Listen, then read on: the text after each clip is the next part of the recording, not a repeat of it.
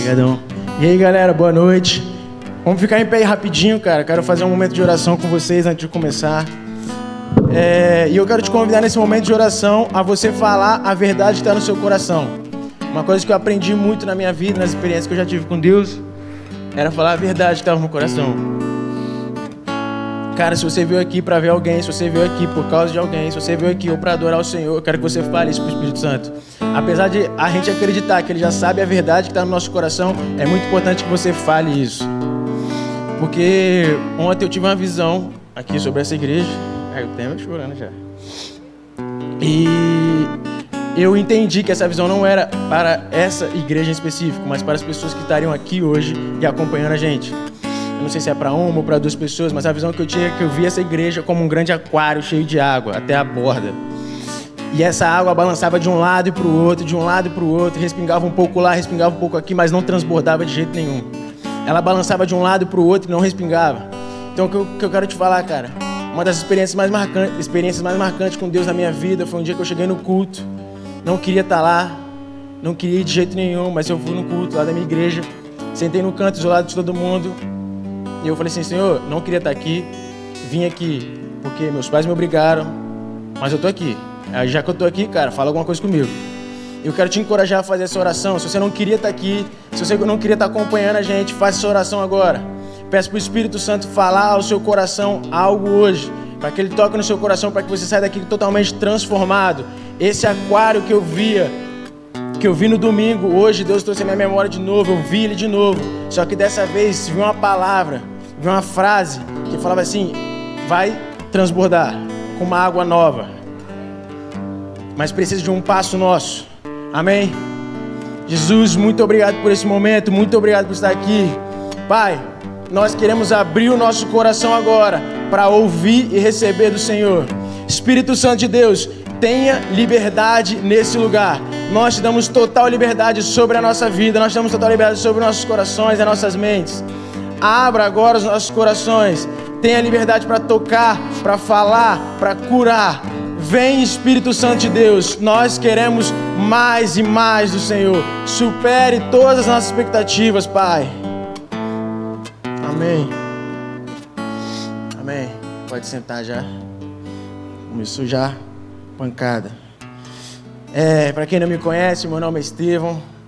Eu já estou me sentindo em casa aqui, várias vezes que eu já vim aqui já. Estou muito feliz de estar aqui com vocês, estou muito feliz de estar aqui hoje, podendo passar esse momento, esse tempo precioso com vocês. E, cara, abre aí comigo, se está acompanhando aí comigo, abre sua Bíblia em Romanos, capítulo 12, e deixa aberto aí. Obrigado. E... Vou tomar água aqui que já está pegado. Abre aí Romanos 12. Deus quer falar uma parada muito louca. Isso que estou ouvindo falar hoje, Deus está ministrando para mim já tem várias semanas, já tem vários dias. Eu estou sendo muito confrontado no meu quarto. E quando o Luquinhas me mandou mensagem, eu falei, cara, não tem outra coisa que Deus queira falar se não for isso. Porque Deus está martelando no meu coração. E eu fui para o quarto e orei. E Jesus falou várias paradas. E, cara, se tem uma coisa que a gente vê na Bíblia, principalmente nas cartas de Paulo, constantemente ele fala muito sobre abandone o seu pecado, deixe essa vida, largue isso para lá e entregue-se a Jesus, faça isso, faça aquilo, deixe isso para lá. Ele implica muito a atitudes nossas serem feitas, muito a abandonar, a largar, a deixar isso para lá e mudar de vida e fazer outras paradas. E às vezes eu ficava me perguntando, cara, como é que eu vou fazer isso? Como que eu vou mudar? Como que eu largo? O que eu faço para jogar isso para lá? Porque eu tentava e não conseguia. E lá falava, não, é assim que larga, então eu vou fazer. E caía de novo. E é assim que larga e vou fazer. E caía de novo. Vou abandonar. Como é que eu abandono? Eu ficava louco, cara. Ficava maluco.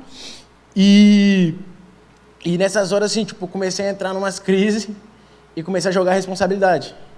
Falava, não, isso aqui é porque eu nasci assim, cara. Vou ser assim para sempre, não tem como mudar.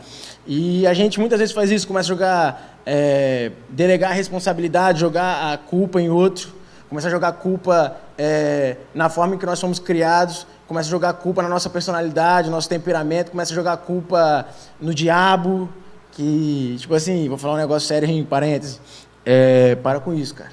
O diabo, ele prepara o prato, coloca na sua frente, mas só como você quiser, mano. Bota fé? Eu fazia muito isso. Falava, não, é culpa dele e tal. Esse cara vacilão. E tem crente hoje colocando culpa até em signo, mano. Ah, porque minha lua, que não sei o quê. Tá viajando. Mas, cara, é um tempo que Deus começou a me chamar a abrir o olho e entender o meu papel, o meu posicionamento e a minha responsabilidade em cima dos meus erros e de tudo que eu estava fazendo. E assim, vem comigo para a Bíblia, Romanos 12, no versículo 2. Não imitem o comportamento e os costumes deste mundo, mas deixe que Deus transforme por meio de uma mudança do seu modo de pensar, a fim de que experimente a boa, agradável e perfeita vontade de Deus. Se você olhar aqui já no início, ele já fala uma coisa, não imitem, já é uma coisa para a gente não... Uma coisa já tem um papel nosso aí, não imitar. E no decorrer do versículo ele já vai falando outras coisas, só que tem um probleminha, cara. Nós, cara, a gente não entende a verdadeira conversão a Deus, a gente não entende a verdadeira conversão a Jesus. Eu acho que isso muito... Estou generalizando, tá? Mas muitas vezes a gente não entende isso, muitas pessoas não entendem. Eu, por muito tempo, também fiquei nessa, porque, cara, a conversão ela é completamente diferente de crer. As duas caminham juntas, mas elas são diferentes. Peraí. E, cara, no meio da igreja hoje, também generalizando, existe muita crentice e pouca conversão. Muita pessoa que se limita e acha suficiente apenas crer em Deus. Deixa eu te falar uma parada. Se você só crê, você já se nivelou ao nível dos demônios. Porque em Tiago, capítulo 2, fala que até os demônios creem. Então, esse é o nível se você só crê. E essas pessoas que só creem também se contentam em ser apenas um bom cidadão. E, cara, nós não fomos chamados para ser apenas um bom cidadão, porque ser bom cidadão qualquer um pode ser. Não roubar, não matar, ser certinho, pagar os impostos, e qualquer um pode ser. Então, nós somos chamados, cara, para fazer uma diferença. E para isso a gente precisa entender essas paradas. Para entender a verdade da conversão, do arrependimento, da metanoia. Nós somos chamados, cara, para mudar uma geração, mas primeiro vocês precisam entender o início. Como que começa, para onde que você vai, o que você vai fazer. E a conversão, cara, ela é uma mudança. A palavra mesmo já fala, vamos supor, você está dentro de um carro, você vai fazer uma conversão à direita, você vai mudar a sua rota. Você vai sair do lugar de onde você está indo e vai mudar a rota. Quando, sei lá, você tem R$100 e vai numa casa de câmbio, você vai converter o seu dinheiro para dólar, para euro, você vai mudar o seu dinheiro. E assim, a conversão ela é uma mudança. E porque eu creio, eu mudo. Primeiro eu criei que existe um Deus, eu criei na cruz e aí eu mudo. E aí vem, cara, o arrependimento. E, cara, a palavra de Jesus, as pregações de Jesus sempre foram de um arrependimento muito ativo. E uma outra coisa também que eu fiquei com muita dificuldade de entender por um tempo, que era arrependimento, que a gente vê o arrependimento muito como uma tristeza do que passou, muito uma tristeza do que eu fiz de errado e ficava lamentando, chorando em cima disso, levantava no outro dia, fazia a mesma coisa e ficava lamentando, chorando em cima disso. Só que o arrependimento ele não é esse lamento em cima desse erro de ontem, mas é a mudança de hoje. O arrependimento é você olhar para o seu erro e falar, cara, eu errei nisso aqui. É você chegar a Jesus e falar, pai, eu errei, fiz isso, isso e isso, peguei contra o Senhor, mas agora eu vou mudar nisso, nisso e nisso. E começar a mudar. O arrependimento ele gera uma transformação em nós, mas parte da gente. E você tem que começar a se posicionar, a mudança. E, cara, e essa mudança começa na sua mente. Começa nos seus pensamentos, começa no que você pensa. E, cara, deixa eu falar, aqui no capítulo 12 de Romanos, esse versículo 2, quando ele fala que a gente tem que mudar o nosso modo de pensar, ele tem que falar de metanoia, que é uma completa mudança de pensamento, que depois vai culminar numa mudança de comportamento. E, cara, deixa eu te explicar uma coisa, que é a metanoia, que está ligada ao arrependimento, está ligada à conversão. A metanoia não é você parar de fazer algo, não se limita no parar de fazer algo, mas ir no caminho contrário. De forma mais prática, aqui é a sua vida. Eu estou simbolizando a tua vida aqui. Pense você, que você está fazendo, tem uma vida aí, você leva, sei lá, qualquer coisa, está fazendo tudo errado e você está caminhando aqui na sua vida. Chega um momento que você crê que você para. Isso aqui não é arrependimento, isso aqui não é metanoia. A metanoia consiste em você mudar a rota e ir no caminho contrário. Se você vier comigo aí para Efésios, no capítulo 4, abre sua Bíblia rapidão, versículo 28.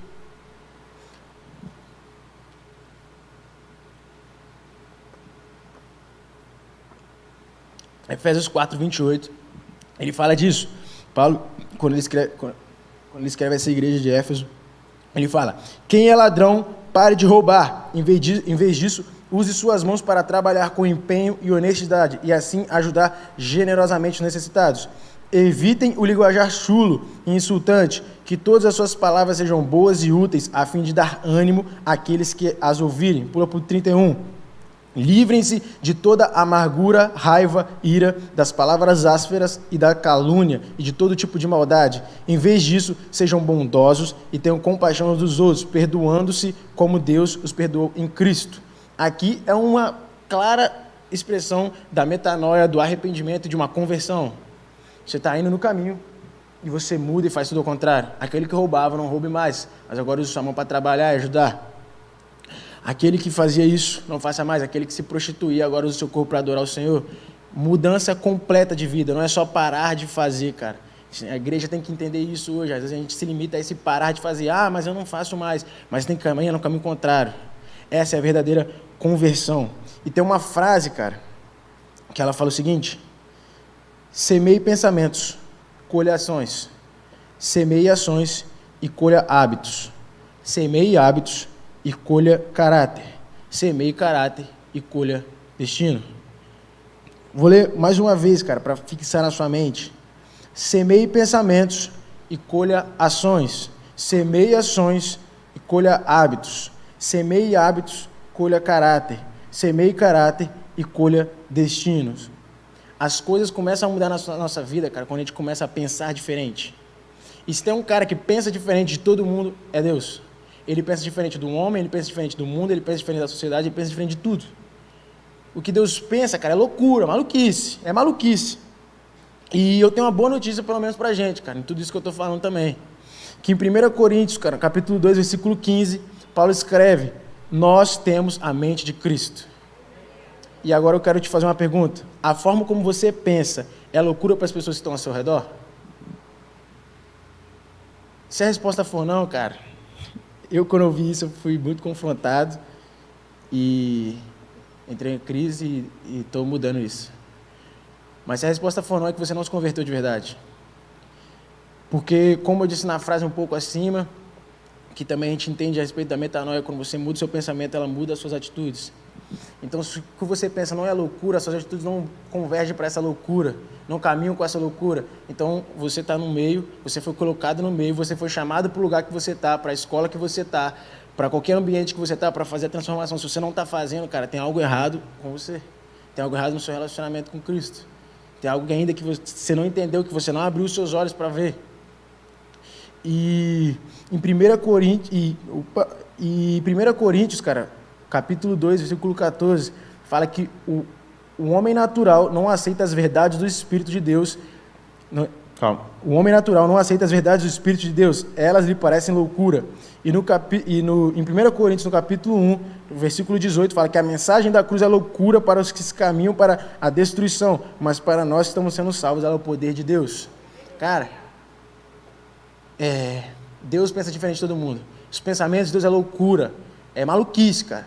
E nós temos a mente de Cristo. Então, os nossos pensamentos têm que caminhar junto com os pensamentos de Deus. Os nossos pensamentos têm que caminhar junto com aquilo que Ele pensa a respeito de nós. E tem que ser loucura o que a gente pensa. Tem que ser loucura o que a gente faz. Por mais que as pessoas não entendam, cara, a gente foi chamado para essa loucura, para essa maluquice. A gente foi chamado para isso. E a igreja hoje está com esse problema.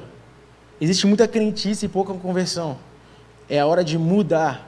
Se o aquário tá cheio até a borda, a gente não tem que se limitar com isso. A gente tem que parar nisso. A gente tem que querer que Deus derrame mais água e transborde.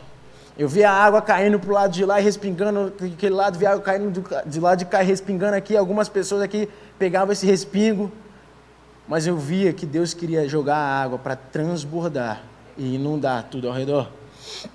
E, cara, olha aí para sua frente, tem um rejuntezinho, que eu não trouxe uma corda, assim vai ser mais fácil. Mas eu quero que você olhe para esse rejunte, essa linha, como se fosse a sua vida. E a gente cresce e entende, muitas pessoas, a gente vê isso no meio da sociedade, que a vida pensa que é só essa linha, só esse pedaço de linha na sua frente. E a gente vê como se fosse, eu nasço, eu vou crescer, e aí eu vou para a escola, aí eu vou para a faculdade, aí eu começo a namorar, e aí eu me formo, eu caso, tenho um filho, minha mulher me trai, meu esposo me trai, e aí eu divorcio, aí eu caso de novo, e aí eu envelheço, me aposento e morro da vida reclamando, e morro lá. E, cara, essa é uma visão muito curta e muito pobre da vida. E as pessoas que têm essa visão da vida, elas têm uma frase muito comum que acompanha elas, é tipo assim, eu só tenho essa vida, então eu tenho que curtir todos os prazeres dela. Eu tenho que fazer tudo que tem nessa vida, porque eu só tenho ela. Porque quando acabar, não tem outra. Mas deixa eu te falar, cara, a gente que tem a mente de Cristo, e o Senhor que cuida de nós, Ele vê isso aqui tudo. E nós temos a mente de Cristo, e a gente não pode enxergar a vida só como isso, mas como a eternidade de Deus. Tudo que está de fora, tudo que está amplo. Vem comigo, cara, para Lucas capítulo 5, versículo 1. Vamos lá. Lucas 5, versículo 1. Quero te dar um exemplo muito prático aqui da Bíblia. Está comigo aí?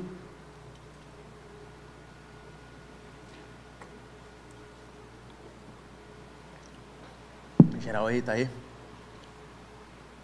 Estando Jesus à beira do lago de Genezaré, grandes multidões se apertavam em volta dele para ouvir a palavra de Deus. Ele notou que junto à praia havia 2 barcos vazios deixados por pescadores que lavavam suas redes. Então entrou num desses barcos e pediu a Simão, seu dono, que o afastasse um pouco da praia. Então sentou-se no barco e dali ensinou as multidões. Quando terminou de falar, disse a Simão, agora vá para onde é mais fundo e lance as redes para pescar. Simão respondeu, mestre, trabalhamos duro a noite toda e não pegamos nada, mas por seu Senhor que nos pede, vou lançar as redes novamente. Dessa vez, as redes ficaram tão cheias de peixes que começaram a se rasgar. Então pediram ajuda aos companheiros de outro barco e logo os 2 barcos estavam tão cheios de peixe que quase afundaram. Quando Simão Pedro se deu conta do que havia acontecido, caiu de joelhos diante de Jesus e disse, por favor, Senhor, afaste-se de mim, porque sou um homem pecador. Pois ele e seus companheiros ficaram espantados com a quantidade de peixe que haviam pescado, assim como seus sócios Tiago e João, filho de Zebedeu. Jesus respondeu a Simão, não tenha medo, de agora em diante você será pescador de gente. E assim que chegaram à praia, deixaram tudo e seguiram a Jesus. Cara, entendi um pouco isso dessa passagem da história. Jesus estava lá ministrando, e aí a galera começou a apertar, começou a ir para a água, o nível da água começou a subir, ele subiu no barco e começou a ministrar de lá. Depois ele chegou para Pedro e falou, Pedro, vamos lá, agora que a gente vai lançar a rede. E aí pensa, cara, com você trabalhou a noite toda e não pescou nada. O cara era mestre da pescaria, o cara vivia da pesca. E ele não pescou nada, o cara pescava a vida inteira dele e não pescou nada. Ele sabia que o mar não estava para peixe, cara. Mas Jesus falou, cara, vamos lá para o fundo e você vai jogar a rede do lado que eu falar. Aí ele fala, beleza, Jesus, já que é você, eu vou fazer e vou jogar. E aí, quando ele joga a rede, começa a puxar, vem tanto peixe que precisa de ajuda, o barco quase afunda, é uma loucura. E, cara, quando eu li esse texto, eu estava olhando, cara, e eu tive uma experiência de empreendedor, de empresário, e eu estava olhando e falei, cara, eu sendo Pedro, vivia da pesca, pescava a vida inteira. E eu olhei aquilo lá, uma oportunidade de vida, cara, oportunidade de ser rico. Tanto peixe que o barco estava afundando, cara, nunca tinha visto aquilo na minha vida. Ia chegar lá na praia vendendo peixe a rodo, filho, ia ficar rico. Só que aí Jesus chega para ele e fala, cara, agora você não é mais pescador de peixe, você é pescador de gente, pescador de almas. E o cara na hora larga tudo e vai seguir Jesus. Nesse momento de encontro com Jesus rola uma conversão da vida de Pedro, rola uma mudança total. Jesus muda todo o modo de pensar de Pedro. Pedro não pesca mais peixe, Pedro começa a pescar gente. Pedro agora não mora mais ali perto de Genezaré. Agora Pedro vai ao redor do mundo, ele vai ao redor de todos os lugares por onde Jesus ia, ele ia atrás. Pedro agora, ele não ia se limitar a esse trabalho, mas ele ia viver do ministério. Jesus muda a vida dele, modo de pensar. E se você for mais para frente, cara, em João 6, tem um pouco disso, um pouco do resultado disso, que alguns discípulos vêm falar com Jesus e falam que a mensagem dele é muito dura e Jesus dá uma repreendida nele e geral vaza. E aí Jesus vira para os 12 e fala, e aí, vocês vão embora não? E Pedro fala, para onde eu irei? Se só tu tens as palavras de vida eterna. A mudança, lá no início, no primeiro encontro deles, foi sendo trabalhada, foi sendo moldada, chegou ao momento que Jesus confronta eles e Pedro estava lá, cara, eu fui mudado, eu tive uma mudança de mente, eu tive uma conversão total, que a minha vida agora não caminha mais para esse lado, eu caminho no caminho contrário. Para onde o Senhor for, eu vou atrás, o Senhor vai contra todo mundo, eu vou junto do Senhor, cara, até o final eu vou com você. E, cara, Pedro começa a viver essa vida que Jesus propõe, a vida que Jesus chama. E em Gálatas, no capítulo 2, Paulo também fala sobre isso. Ele fala, cara, já não sou mais eu quem vivo, Cristo vive em mim. E nós, que cremos em Deus, que nos convertemos, ou se você só crê, cara, você é chamado para viver uma vida de Cristo em você. E constantemente a gente tem que nos pegar nos perguntando para tudo da vida. O que Jesus faria? Para todas as decisões, para tudo que a gente for fazer na vida, a pergunta que tem que caber em nós, que tem que sair de nós, tem que estar na nossa mente toda hora, é o que Jesus faria? Eu estou indo para o culto e eu vejo uma pessoa necessitada, o que Jesus faria? Eu estou indo trabalhar e tem um cara me importunando, o que Jesus faria com ele? Eu estou indo para a escola e tem um moleque lá que, o moleque é mais excluído, o que Jesus faria? Eu estou indo fazer isso e o que Jesus faria? A nossa vida é essa, porque em Romanos 6, Paulo também fala, considerem-se mortos para o pecado, mas vivos para Cristo, vivos para Deus por meio de Jesus Cristo.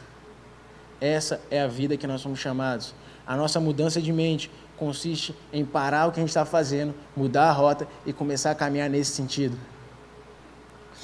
Porque aí vem o que está em Romanos, no capítulo 12, no versículo 2, lá no finalzinho.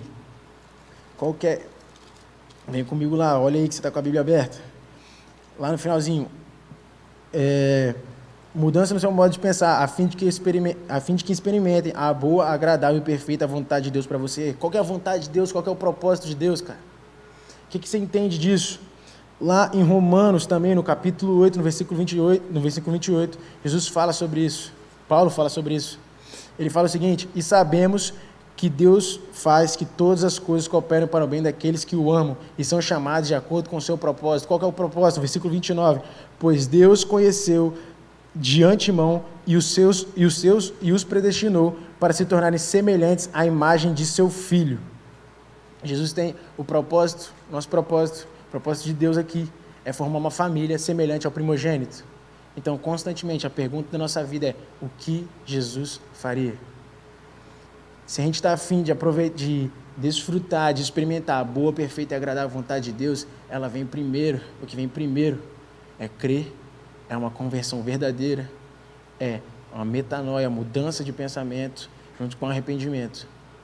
E cumprir o propósito de Deus, sermos parecidos com o primogênito, sermos parecidos com Jesus. Amém? Jesus, muito obrigado por esse momento. Muito obrigado pelo que o Senhor tem falado, que o Senhor falou, que o Senhor ministrou. Cara, se você está sentindo algo, se Jesus falou alguma coisa no seu coração, desde o louvor, eu estou ouvindo muito do poder do ministrar do Espírito. Comece a orar.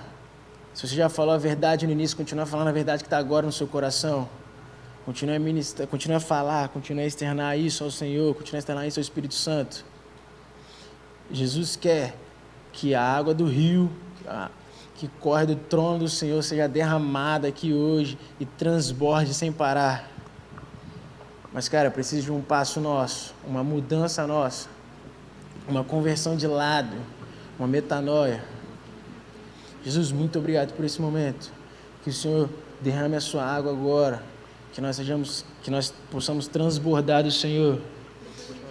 Jesus, nós não queremos estar cheios até a borda, mas transbordar da sua água, transbordar do seu poder, transbordar, Pai, da sua vontade. Que nós queremos estar, Pai, no centro da sua vontade. Nós queremos estar, Jesus, aonde o Senhor quer nos colocar. Pai, vai enchendo agora todo mundo, vai enchendo todas as pessoas que vêm nos acompanhando. Em nome de Jesus. Em nome de Jesus. Amém.